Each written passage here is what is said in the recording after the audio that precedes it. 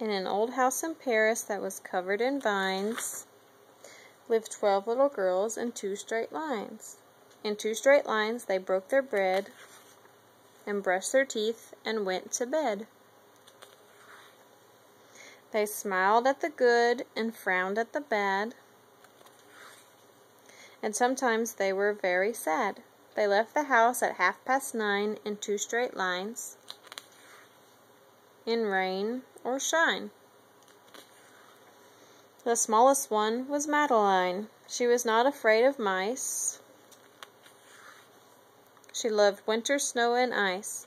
To the tiger in the zoo, Madeline just said, "Pooh-pooh." And nobody knew so well how to frighten Miss Clavell. In the middle of one night, Miss Clavell turned on her light and said, "Something is not right."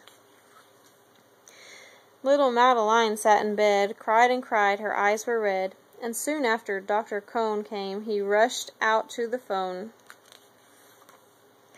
and he dialed, "Danton 10-6. Nurse," he said, "it's an appendix." Everybody had to cry, not a single eye was dry. Madeline was in his arm, in a blanket safe and warm. In a car with a red light, they drove out into the night. Madeline woke up 2 hours later in a room with flowers. Madeline soon ate and drank. On her bed there was a crank, and a crank on the ceiling had the habit of sometimes looking like a rabbit. Outside were birds, trees, and sky, and so 10 days passed quickly by. One nice morning Miss Clavell said, "Isn't this a fine day to visit Madeline?"